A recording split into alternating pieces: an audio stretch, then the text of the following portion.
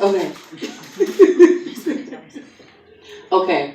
What happens to a feminine if she is not fully satisfied in the pleasure palace? Oh, man. That's an interesting question. Before I jump into the question, I would like to refer to a scroll called The Lotus of Life, the Gospel of Yanun. In that scroll, it speaks about satisfaction and pleasuring the woman, and how if a woman does not have an orgasm when she's conceiving, this has an effect on whether she births a god or not. It also talks about, in that scroll, not saying certain words in the bedroom that could trigger attitudes, like don't use the word slut or whore. Wow. It talks about that in that scroll, how that could be a turn off in the bedroom. So when a woman is not satisfied or pleasured, she can internally have extra stress because she's not relieving herself of that ejaculation, as that's fertile energy that's being released. So when a woman does not ejaculate during sex, which we talk about having an orgasm, it can cause her to be more stressed out. It can cause her to have problems in the household with her man because she's not being satisfied sexually. There's a section in there called marriage, a section called relationships, but to take you to the actual page so I can verbatimly give you the illustrious words of the master teacher. Because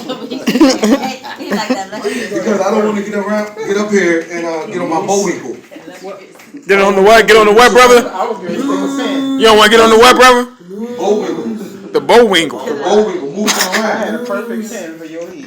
So it says right here, I turn right to the page.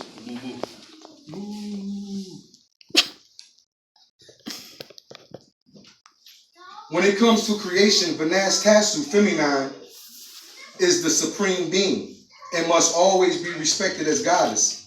And her needs also met to their highest.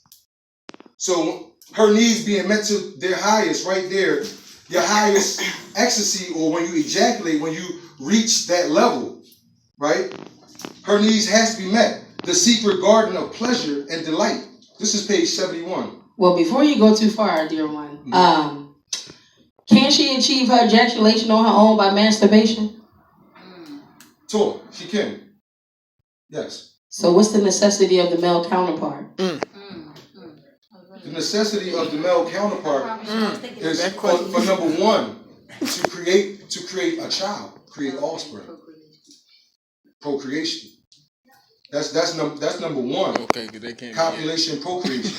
Number two, this is the way that it was ordained to be. This is the way natural nature has it to be. That organ is made to go into that organ.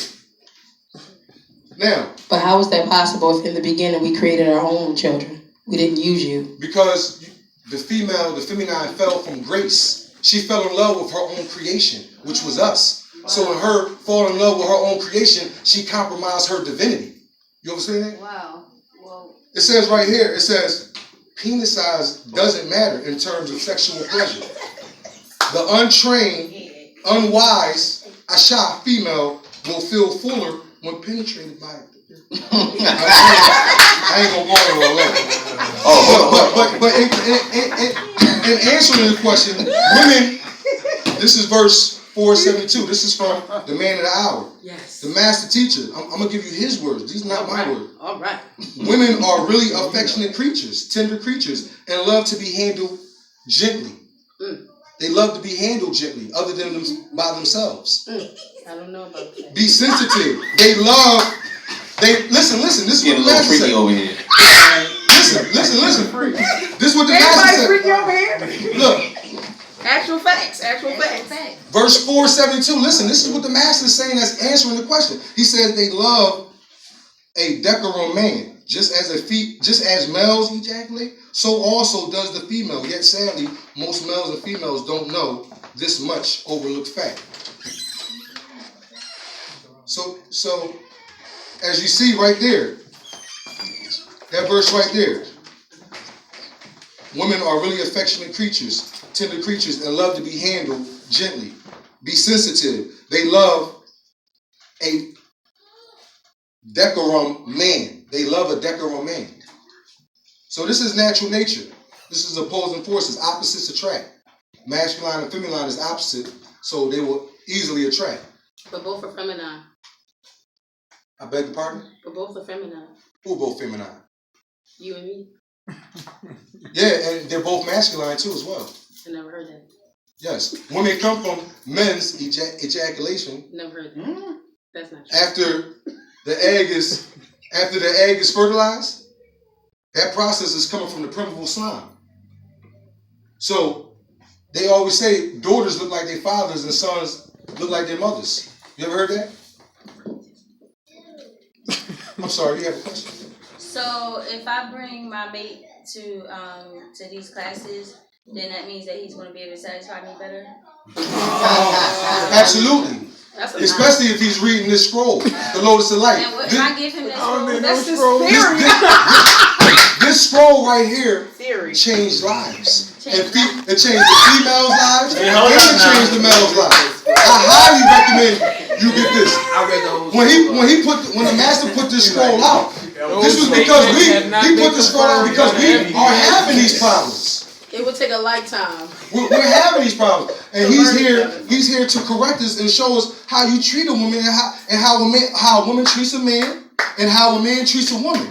He's here to tell us how you're supposed to conduct yourselves in relationships. He's here to tell us how you conduct yourselves in marriage. He tells us that, having separate rooms is okay, but not separate houses. This is some of the things that he talks about in our marriage, in marriages, as he's the one marrying us.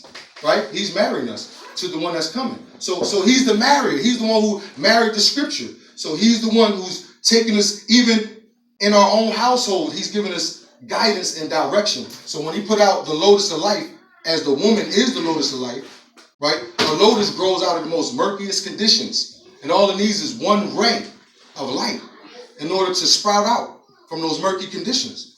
So the woman is the lotus of life, and she's also the backbone, like the spinal cord.